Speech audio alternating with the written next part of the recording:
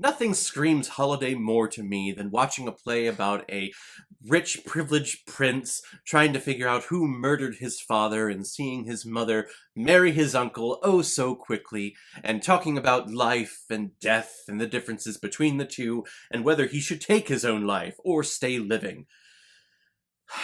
To be or not to be, that is the question.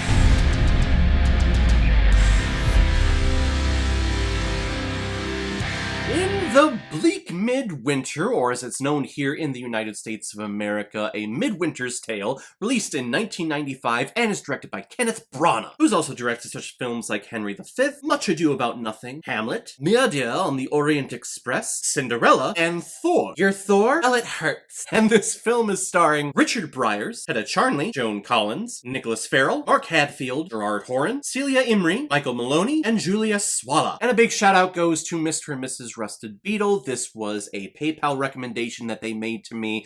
They actually sent a big donation to me with several movies that they want me to review over the next month, so I can't thank you to enough. I'm so humbled and grateful that you discovered this channel and watched my content and thought, hey, this guy actually makes something that we enjoy enough to donate to him and support him, so thank you both so much. Again, I can't tell you how much it means to me. If anyone wants to attempt to dethrone Mr. and Mrs. Rusted Beetle as the PayPal donation king and queen, you can make a PayPal donation on the main page of my YouTube channel. Any size donation will do.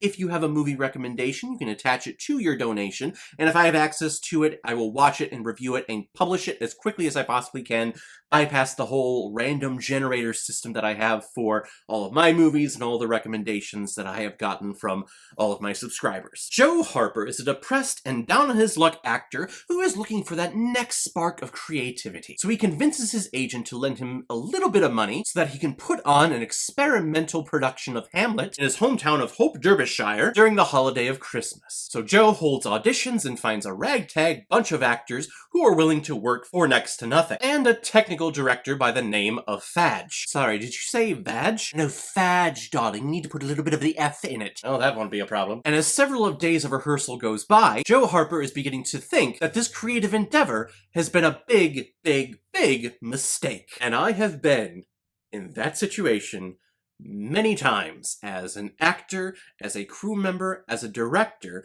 where you get to a certain point in the rehearsal process where things maybe aren't clicking as well as you thought they would be at this point, or maybe things just feel like they're dragging, or people aren't learning their lines fast enough, or we're not getting enough hand and set props on time, or the set isn't looking great.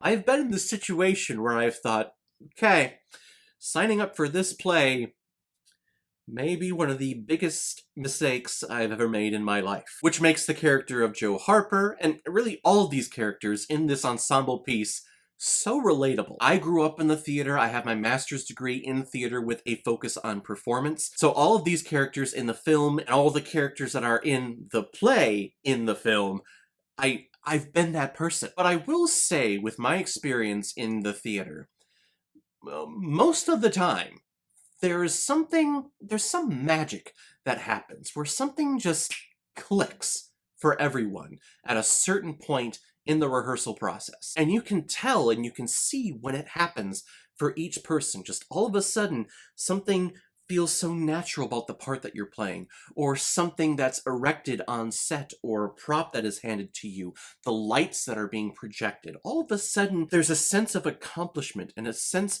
of gratitude and happiness that just all of a sudden sparks up within you. And from that point on, the rehearsal process becomes a lot more fun and a lot more collaborative. And that collaborative nature is really the essence of this film.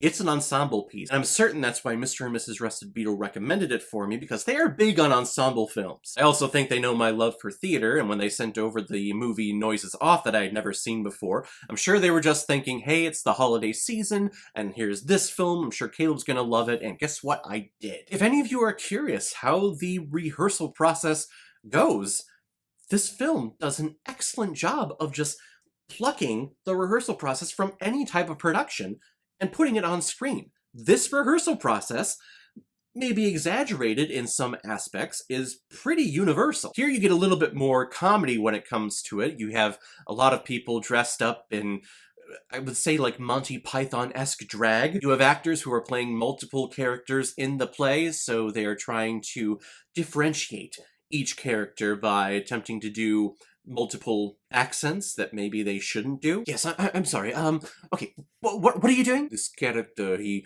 makes me feel foxy, kind of like a fox, so that's why I'm trying to speak all foxy for him. Yeah, okay, love the creativity, love the decision, but if you could maybe try to do something a little bit more, say, normal and not that, maybe just do a regular voice as opposed to an accent, I think maybe we will have it. All right, let's try it again, and let's lose the accent, and we'll just try it from there. Again, I have been in that situation as an actor on stage, watching a director talk to the actor like that, or being the director talking to one of my actors saying, okay, so that decision, what are you doing?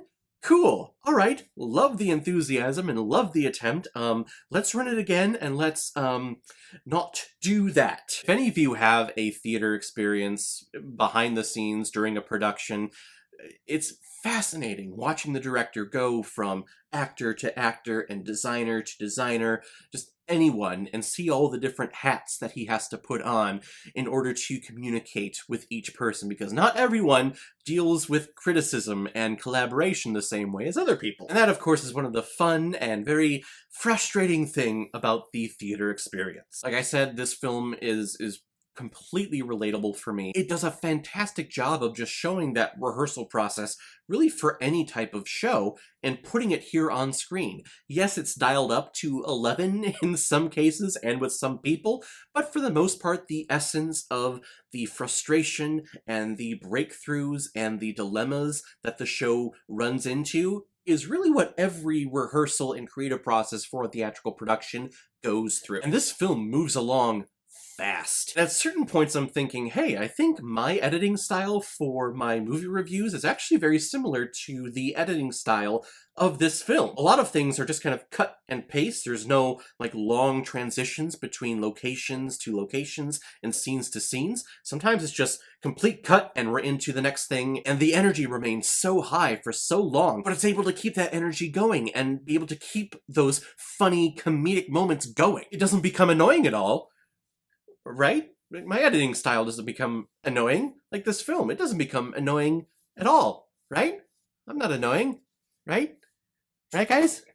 Right? I did keep wondering, and I'm still kind of wondering why the decision was made by Joe Harper, the character here, to want to do Hamlet for a Christmas show. Usually when it comes to the holidays, you see more holiday-themed productions going up, like A Christmas Carol, or if we're doing something more contemporary, maybe, you know, The Grinch musical or Elf the musical. Doing something more family-oriented like that. Why do a Shakespearean play, one of his longest plays and most overdone plays ever? Why attempt to do that? And again, maybe it's just that inner desire, that inner creativity to find, to just go back to your roots and to go back to maybe your classical training and put forth something that is dramatic and amazing, as opposed to something maybe, say, generic like A Christmas Carol. The film is all done in black and white, and once we get to the main setting of where this play is going to be performed, in this big cathedral look, which is very beautiful. Actually, looking at the final product of this play and of this film,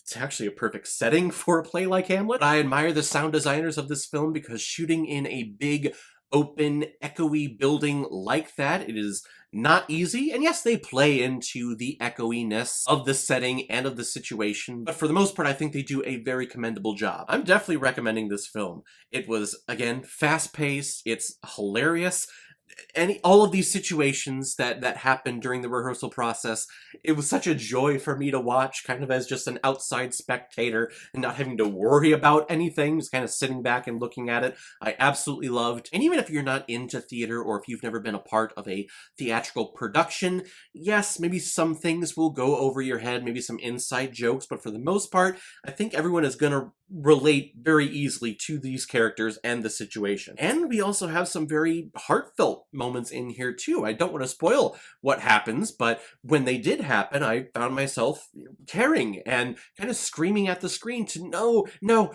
do this, don't go there, stay behind. And any film that gets me to care about the characters and the situation that much, it's definitely 2 thumbs up and an A+ for me. You know what? I'm in the holiday spirit. I'm gonna give A Midwinter's Tale 5 out of 5 Blu-rays. I think I see blue. He looks glorious. Alright guys, now comes my favorite part of my videos where I randomly select which movie I'm gonna be watching next, so let's take a look. Lincoln! Lincoln! A movie about the second least most racist person in America, right? And he did the second least most things for black people other than Donald Trump. Lincoln, he was a good person, but not as great as me, because I'm the greatest, I'm the best there's ever been. Oh gosh, what perfect timing to do a political film like this on such a big political figure. Can't wait for the comments on that one. So we'll check out Lincoln next time. Hey, if any of you have recommendations of films that you want me to review on here, you can leave your recommendation below this video or go to my Facebook page, my Instagram, or my Twitter, and you can leave your recommendation there. And if I have access to it, I will watch, review it, and give you a shout on the channel. And again, if you want to help support me with this channel, or if you want your recommendation to make it to the front of the line and get done as quickly as I possibly can get it done, make a PayPal donation by clicking the donate button on the main page of my YouTube channel. Again, any size donation will do. Just attach your movie with your donation, and if I have access to it, I will watch, review it, and again, get your recommendation published as quickly as I possibly can get it published. So guys, if you've seen A Midwinter's Tale, what did you think about it? Or if you've never seen it before, and you stumbled across it because of this video, then comment below, let me know what you thought about it. And as always, if you like what you see here, if you like my take on movies, then hit the subscribe button, and make sure you hit that bell so you'll know the next time I release my next movie review. So guys, I will see you next time with my review of Lincoln, but in the meantime, be well, be good to each other, and go watch a movie. Take care, guys.